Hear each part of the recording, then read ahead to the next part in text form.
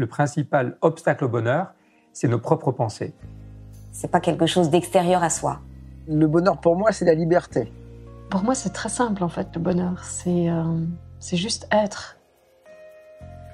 Bienvenue sur le podcast C'est quoi le bonheur pour vous ? Je m'appelle Julien Perron, je suis le réalisateur du film C'est quoi le bonheur pour vous ?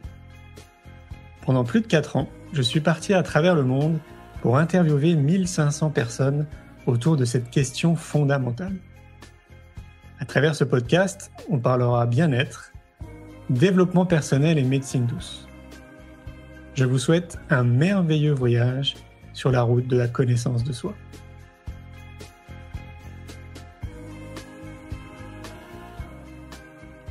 Aujourd'hui, j'ai le plaisir de recevoir les explorateurs Sophie Simonin et Tobia Carté pour une interview positive et inspirante autour de leur exploration au Groenland dans le cadre des projets Uno Mundo et Capona. Je vous souhaite une belle écoute. Et voilà, ils sont là. Comment allez-vous ? Très bien, très bien. Excité pour le départ ou pas ? Ouais, on est impatients, on a hâte. Mix de stress, ouais, et excitation. Alors, évidemment, on ne vous connaît pas, moi le premier. Je vous connaissais pas il y a à peine encore 15 minutes, le temps qu'on échange. Donc, je vais vous laisser vous présenter. La parole est à vous. On vous écoute. C'est bien, très bien. On espère que vous allez bien nous entendre parce qu'il pleut et il y a de l'orage. C'est parfait. On vous entend très, très, très bien. Ok, parfait. Du coup, moi, c'est Sophie. Moi, c'est Tobias. Et donc, il y a un peu moins d'1 an maintenant, on a créé une association qui s'appelle Uno Mundo Expédition. Ouais. Et le but, c'est d'encourager, de pousser les gens à passer à l'action, passer à la prise d'action citoyenne pour penser à la planète. Et dans ce cadre-là, on mène une expédition cet été en Arctique, à la voile, avec un voilier qui s'appelle North About, qui est un voilier d'expédition polaire. Et donc, c'est une expédition, on a 3 axes. On a un axe éducatif, un axe éducatif pédagogique avec des classes, un axe scientifique et un axe médiatique. Je vais expliquer un petit peu. Ouais, donc l'axe scientifique, c'est de faciliter la recherche en Arctique. Donc nous, on est vraiment focus sur les changements climatiques. C'est vraiment pour nous, il n'y a pas de sens à faire vraiment autre chose. Pour nous, c'est vraiment le défi de toute l'humanité aujourd'hui. Et donc, on avait vraiment envie de faire quelque chose là-dessus. Et donc, on attaque un peu sur tous les fronts. Donc, on a plusieurs chercheurs qui viennent à bord. Et on a une équipe média, donc 2 caméramans et un photographe. Et donc, les chercheurs vont aussi faire des interviews durant l'expédition et parler de leurs différents projets. Et le troisième côté, c'est le suivi avec les classes. Donc, on vous invite tous à nous suivre. Donc, les vidéos vont être relayées 1 fois par semaine en direct du Groenland cet été, avec chaque fois un sujet. Donc, 1 fois par semaine, on va traiter un sujet en particulier. Donc, ça va être informatif, mais à la fois attirant. Voilà, comme vous dites, c'est l'école autrement, l'école de demain. C'est un petit peu plus fun, mais suivre l'expédition, mais aussi vraiment découvrir pourquoi l'Arctique l'Arctique change réellement de couleur aujourd'hui. Il était blanc et il passe de plus en plus au bleu à une vitesse phénoménale. Donc voilà, on va là-haut pour vraiment vous montrer tout ça. Voilà, on va faire des petites vidéos. Du coup, en fait, les vidéos qu'on va faire, comme tu disais, elles vont reprendre un thème et on va vulgariser ce que font nos scientifiques qui viennent à bord du voilier. Donc, on a 2 écologues, un écologue qui est géographe et un écologue qui est géomorphologue. Et donc, eux, ils vont étudier le littoral et les modifications liées au changement climatique. Donc, à la fois au niveau de la faune et au niveau des modifications du littoral. Et on a un ingénieur en énergie renouvelable avec qui on va installer des stations météo au sud du Groenland qui vont mesurer toutes les 10 minutes la vitesse du vent. Ok. Un des autres projets, c'est de planter des arbres. Donc ça, c'est une association danoise qui plante des arbres au Groenland depuis quelques années. Donc on va les aider, on va filmer et on finance une petite partie des arbres pour nous compenser les émissions de notre expédition. Et un dernier projet qui a été malheureusement reporté cette année, c'était donc Cap au Nord, qui est une autre association qu'on a rencontrée à Paris lors d'un colloque scientifique à l'ambassade au ministère des Affaires étrangères. On a eu la chance de rencontrer Philippe Nicolas, qui a lancé Cap au Nord 2020. Et nous, on était là-bas, en fait, c'est marrant. Donc, nous, notre démarche, c'était d'aller voir les chercheurs et savoir qui c'est qui a besoin de data. Nous, on a besoin d'un bateau. Nous, on a un bateau. On propose, est-ce que vous avez besoin d'aide? Et Philippe Nicolas, il cherchait justement un bateau, pour emmener donc 21 élèves. Et donc, ils cherchaient un voilier. Ils forment 3 groupes, en fait, et ils sont formés. Un groupe sur l'anthropologie, un groupe qui était plus sur la biologie marine et un groupe qui était plus sur l'océanographie. Du coup, ils ont reçu des formations en amont par des chercheurs connus, comme par exemple j'ai un trou là.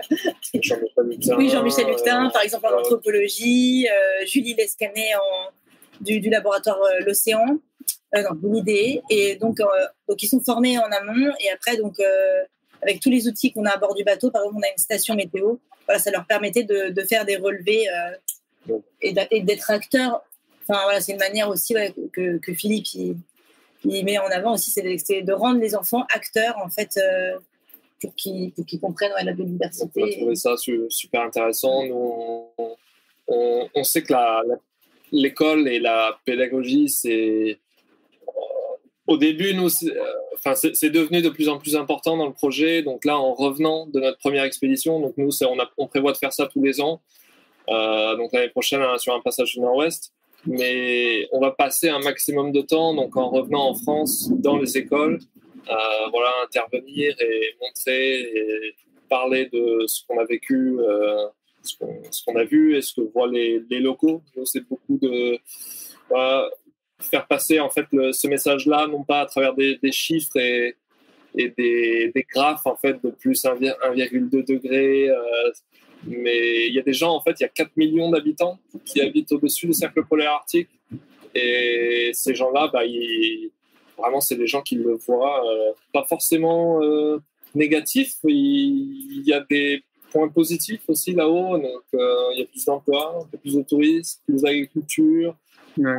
Donc on va pas rester forcément sur le négatif, mais il faut savoir que le Groenland où on va cette année, c'est 40% de la montée des eaux. C'est rien que le Groenland, donc c'est vraiment l'endroit au monde où tout se joue et c'est en train de se passer aujourd'hui. C'est clair. Hein. Qu'est-ce qui vous a motivé à faire ce genre d'expédition?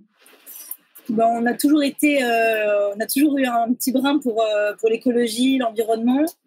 Donc on a essayé, on essaye nous de faire le plus qu'on peut dans notre vie de tous les jours. On a orienté nos précédentes carrières dans l'environnement. Moi j'ai fait une école de commerce, donc j'ai essayé de travailler dans la responsabilité sociétale environnementale, dans la RSE. Et puis j'ai travaillé dans l'hydroponie, tout ça. Et moi j'étais dans le bâtiment, donc on est vraiment tous les deux pas navigateurs depuis des années. On a découvert ça il y a 3-4 ans. Moi je construisais des maisons en bois. Okay. Je me suis orienté naturellement vers le côté écolo, passif en fait de la construction. Mais voilà, je cherchais toujours un moyen de comment. C'est bien d'être végétarien et voilà, on parle d'écologie, des petits gestes, c'est hyper important, mais c'est pas comme ça qu'on change le monde. Donc, comment avoir un réel impact aujourd'hui, c'est vraiment difficile. Et en découvrant le monde de la voile, du nautisme, on peut faire beaucoup de choses qu'on ne peut pas faire autrement. C'est un moyen un peu plus écolo, donc bon, forcément voilà de transport à la voile, mais aussi ça, je trouve que c'est un milieu qui fait rêver un petit peu, qui inspire les gens, et donc voilà, c'est naturellement et ça permet aussi d'aller dans des zones où on peut pas facilement aller autrement, quoi, hein. Donc voilà, toute l'idée d'aller en Arctique, c'est vraiment là où tout se joue. Donc, c'est clair, hein. Et vous avez quel âge? Moi, j'ai 28 ans. Ok. Moi, j'ai 31 ans. Ok, c'est cool ça quand même, hein. Parce que je trouve que justement, potentiellement, vous pouvez inspirer aussi d'autres jeunes à faire aussi d'autres choses, mais toujours orienté sens, tu vois, donner un sens justement à ce qu'on fait. Et si on peut le faire pour l'humanité, pour la planète, ça donne encore plus de sens, je trouve. Et ce qui est intéressant dans ce que vous dites, c'est que ça fait à peine 4 ans en fait que vous vous intéressez à la navigation. Donc moi, dans ma tête, je me dis, en fait, finalement, c'est accessible quasiment à tout le monde. Tout le monde pourrait... Ouais, c'est ça. Ouais. Il faut, c'est ça. Le but aussi, c'est de montrer que chacun peut faire quelque chose à son échelle. Et nous, on espère inspirer le plus de monde possible, en fait, à aussi, de son côté, avoir des actions positives pour la planète et puis faire des projets.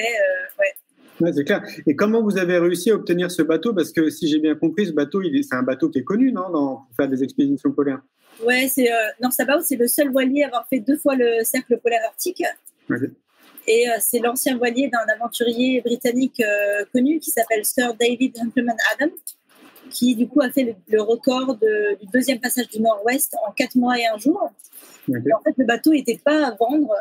Tobias avait lu un livre il y a quelques années. Il y a très peu de voiliers en fait qui sont vraiment conçus et adaptés pour aller là-haut.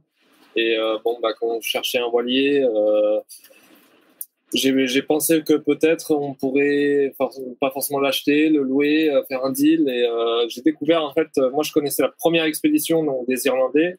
La deuxième, en fait, quand on l'a découverte, ce qu'il y avait de super intéressant, c'est que donc c'est un alpiniste, c'est un aventurier qui a fait pôle Nord, pôle Sud, tous les sommets. Et il a vu, en fait, durant toute sa carrière, vraiment les glaciers fondre, l'Arctique changer à une vitesse folle. Et il a acheté le bateau exprès pour démontrer aux gens que l'Arctique est en train de changer, quoi. Donc, ce bateau-là, il a fait le tour du pôle Nord en 2001 jusqu'à 2005. Et il a mis 4 ans. Et il l'a refait donc à peine 15 ans plus tard, en 4 mois, 1 jour. C'est énorme. Donc le bateau a déjà vécu vraiment ce changement dans l'Arctique. Et voilà, quand on a approché David, donc le précédent propriétaire, avec un projet exactement similaire, il nous a vraiment soutenus, donc parrain d'expédition. Il nous a offert toutes les images donc de leurs expés précédentes. Et vraiment de chance. Ouais, c'est énorme. Et donc, du coup, vous avez des partenaires qui vous soutiennent aussi dans l'expédition, j'imagine, parce que ça a un coût quand même, tout ça, non? Ouais. On a eu la chance de monter l'expédition rapidement et de rencontrer, d'avoir beaucoup de sponsors qui nous soutiennent. On a énormément pour tout ce qui est technique. On est partenaire de l'université de Liège. On a toutes les marques Ursut pour les vestes de survie, SunPower pour les panneaux solaires. Voilà, beaucoup de partenaires techniques. Ouais. Waterhole aussi qui fait des lunettes de soleil en filet de pêche recyclé, avec laquelle on va faire un projet à notre retour en septembre, septembre quand on revient. On va ramasser des filets de pêche avec les kayaks quand on revient sur les côtes anglaises et françaises. Du coup, c'est énorme. Ça a l'air d'être très simple en vous écoutant. Ça a l'air d'être très fluide, en fait, tout ça, quoi. Ça a l'air, mais c'est énormément de préparation. Et on a eu de la chance aussi de trouver les bonnes personnes, de rencontrer Philippe, de rencontrer plein de monde. Et avec le corona, forcément, il y a un mois, on ne savait pas si on allait pouvoir partir, en fait. Le Groenland, c'est... Comme beaucoup de ces endroits un peu reculés, il n'y a pas d'hôpitaux dans tous les villages, donc c'est beaucoup de petites communautés.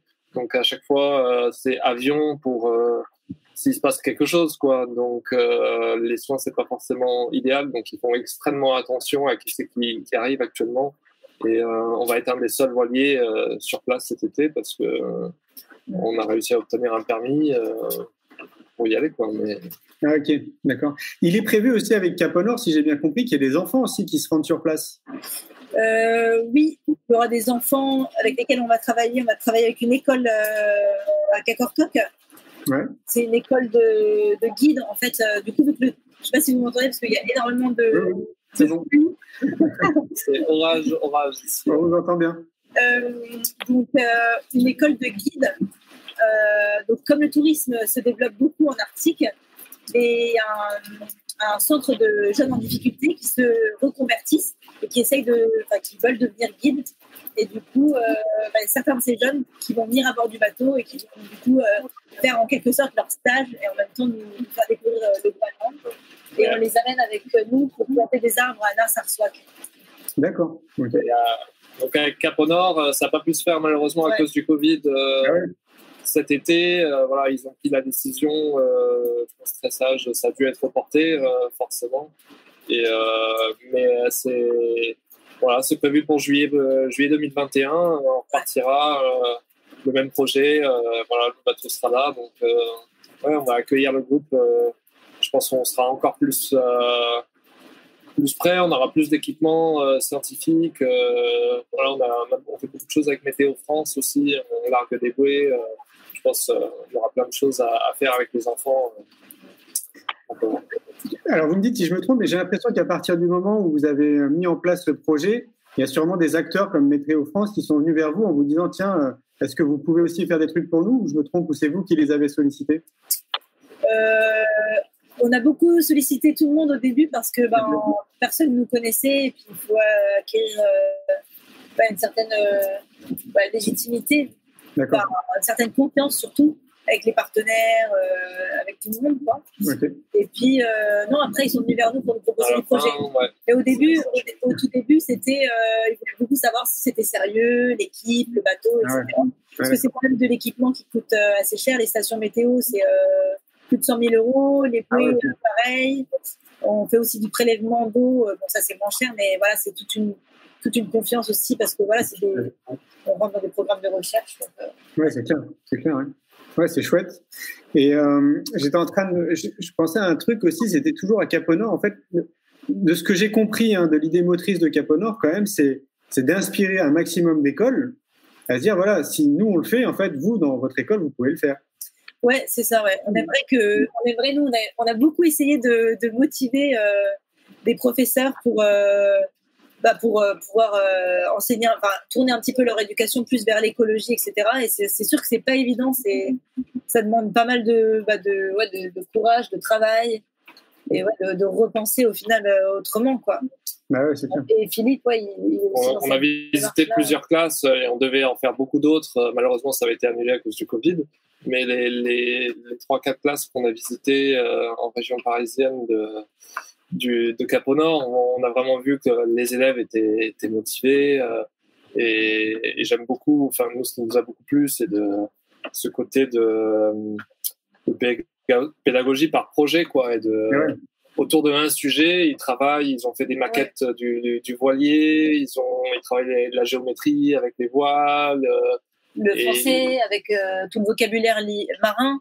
Voilà, c'est vraiment de construire toute cette dynamique, de motiver les élèves parce qu'ils connaissent le projet, et puis ensuite de parler de géographie. Bien sûr. Il y a plein de choses en fait qu'on peut rattacher et au lieu de le lire dans un livre, quoi. Ouais, puis avec en toile de fond l'idée de si ces enfants vivent ce type d'expérience, a priori ils deviendront plus tard des gardiens de notre planète et potentiellement de futurs peut-être explorateurs, ou en tout cas des personnes qui feront davantage attention et qui seront plus sensibilisées à la protection de l'environnement et donc forcément de notre planète.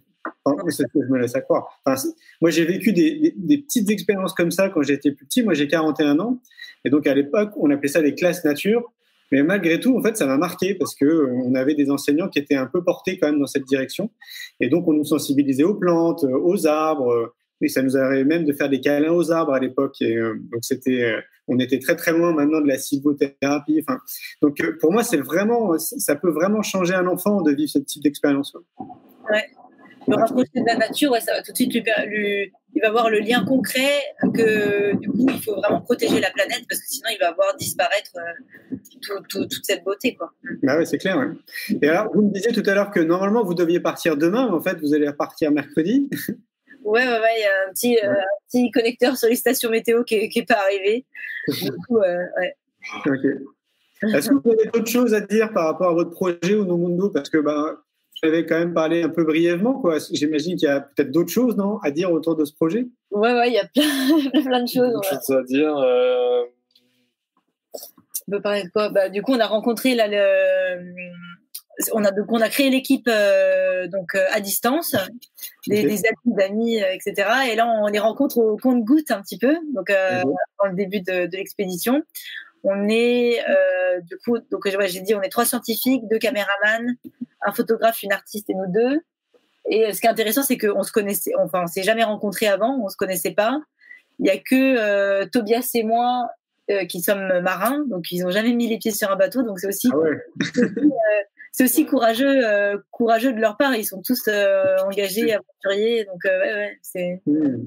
c'est aussi pour dire, voilà, n'importe qui, tout le monde pourrait le faire, quoi. Oui, c'est clair. Ils se challengent, quoi. Enfin, ils sortent un peu de leur zone de confort, j'imagine. Ouais, carrément. C'est questionnant parce que tu peux te demander, ne serait-ce que si tu vas avoir le pied marin.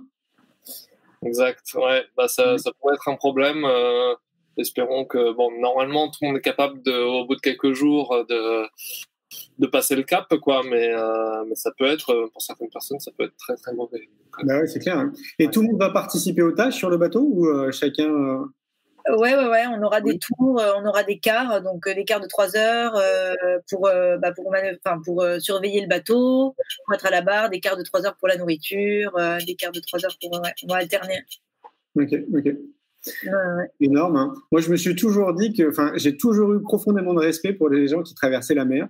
Alors, encore plus ceux qui la traversent seuls, je me dis que c'est, pour moi, c'est assez incroyable en fait comme aventure. Et pourtant, je me considère un peu comme un aventurier, mais j'ai l'impression qu'en mer, c'est, dans ma conception des choses, c'est si t'arrive quelque chose, c'est là où c'est le plus compliqué, tu vois. Si t'arrives un truc, je sais pas, en montagne ou dans d'autres lieux, j'ai l'impression qu'il y a plus de possibilités en fait de s'en sortir.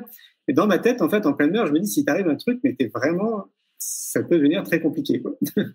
Ouais, il faut tout anticiper. On a des contacts médicaux à terre. On a fait des fiches. On s'est assuré que tout le monde avait pas de problème de santé. Puis s'ils en avaient, on s'est bien assuré que tout était.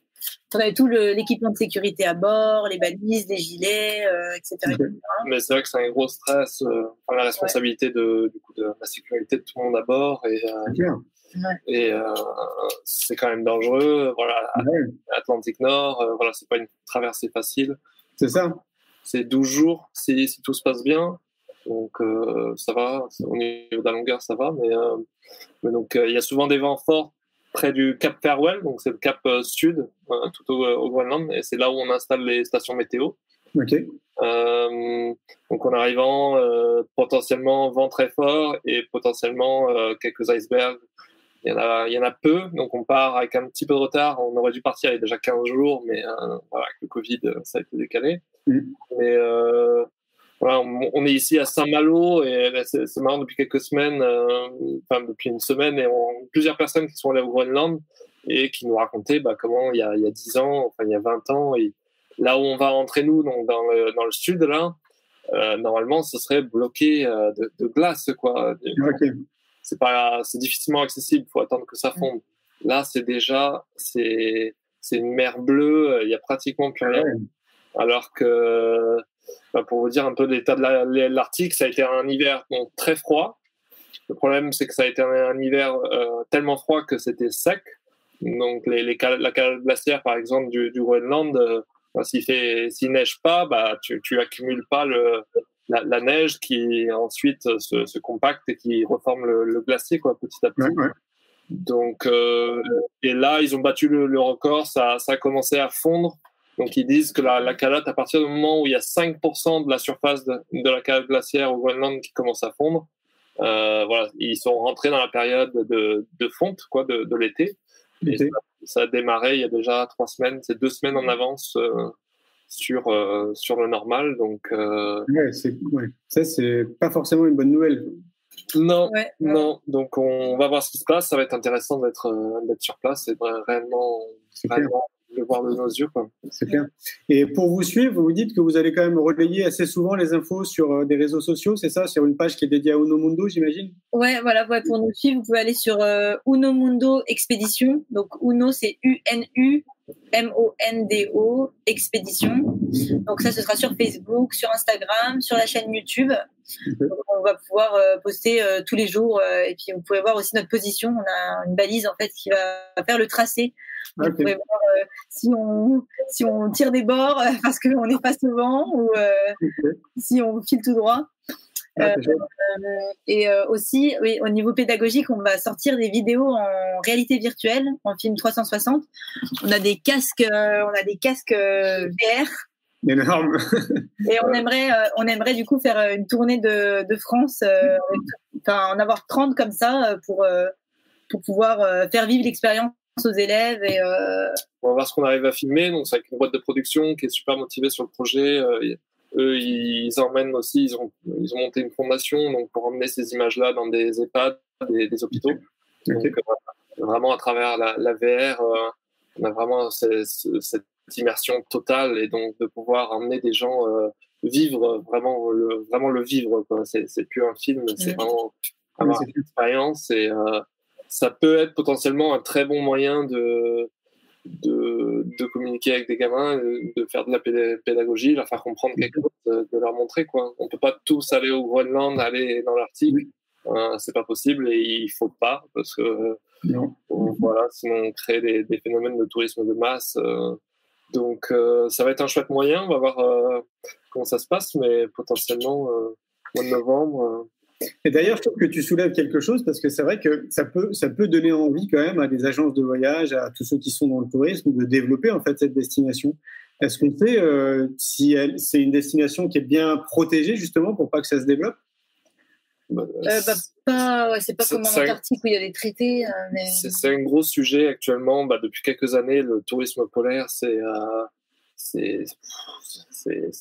été multiplié par 10 ou par 100. Ouais, c'est ça. C'est vraiment depuis 5 ans, ça explose. Beaucoup en Antarctique, mais Arctique aussi, énormément au Groenland. Donc c'est bien pour les locaux parce qu'ils ont des problèmes d'emploi. Eux, ils sont contents. Généralement, c'est des ressources, quoi, c'est des emplois, et ça, c'est leur plus gros souci généralement. Donc, mais à ma connaissance, il n'y a pas, je crois, d'articles de loi qui limite le nombre à part le coronavirus où évidemment c'est limité. Mais ouais, l'idée, en fait, ce qui nous a attiré aussi avec cette boîte de production qui fait des films en 360, c'est qu'ils disaient qu'en fait, ils voulaient tourner des images, mais qu'on allait réussir à transmettre le message sans inciter les gens à vouloir venir, quoi. C'est vraiment ce dans quoi ils se spécialisent, quoi. Montrer l'environnement, mais en même temps transmettre un message sans pousser les gens au final à y aller, quoi. Ouais. Est-ce que vous avez imaginé faire des lives pendant votre navigation? C'est envisageable? Pas pendant la navigation, parce que c'est à peu près 1 500 €, 1 giga. D'accord. On a des connexions satellites à bord, mais les connexions satellitaires sont encore assez limitées. On va quand même pouvoir envoyer des vidéos, mais ça va pas être du live. Mais potentiellement en faire quand on sera dans des villages où il y a la meilleure connexion. Je crois qu'on a envie d'en faire un quand on va planter les arbres. On va planter entre 5 et 10 000 arbres dans le sud. Donc là, on est près d'un aéroport international. Je pense que là, espérons, on aura de la 3G. Oui, ça pourrait être intéressant de se retrouver justement. Avec plaisir. Ouais. Si vous y pensez, vous me dites, vous m'envoyez un mail, on se tient au courant. Et ce serait intéressant de refaire un live quand vous êtes sur place pour avoir vos feedbacks de la traversée, comment vous l'avez vécu, ce qui s'est passé. Savoir comment ça se passe au Groenland. Cool. Comment on peut faire pour vous aider? Likez, partagez, suivez-nous. On cherche aussi des professeurs, qui nous aident à monter tout le côté pédagogie. Pour nous, c'est c'est important, mais c'est vrai que c'est un travail énorme, comme beaucoup le savent, je pense. Nous, on n'est pas professeurs. Alors, on a contacté pas mal de profs qui nous aident à partir des programmes de primaire, de secondaire, etc., de tirer des sujets. Et nous, du coup, on fait des fiches et on filme, on fait des photos en fonction. Donc, si jamais il y a des professeurs qui sont intéressés dans leur matière ou même de primaire en général, qui ont des sujets intéressants, qui peuvent se relier à ce qu'on fait, on est preneurs. Voilà. D'accord. Ok. Et donc, on trouve vos coordonnées sur le site internet, peut-être sur Unumundo? Ouais, sur Unumundo, vous pouvez nous écrire un mail, ou sinon c'est umexpe@gmail.com. Et okay. Voilà. Et puis sinon, on accepte toujours les dons. Ah oui, tu m'étonnes. Voilà, directement sur le site internet. Ok. Ouais, c'est cool. Est-ce que vous avez d'autres choses à dire? Est-ce qu'il y a des points vraiment importants qu'on aurait oubliés? Maintenant qu'on va faire un documentaire, le film en 360, la web-série, on a parlé de tout. Ouais. On travaille aussi avec l'APEX. Ah oui, on travaille avec l'APEX. Comme Caponor. Ça, c'est super intéressant. Là, C'est quoi l'APEX? Association polaire des jeunes chercheurs français. Ok. Donc ils font une semaine polaire au mois de mai, donc qui est passé. On a présenté un peu le projet. Les lives sont visibles sur leur site internet, sur apex.fr. Okay.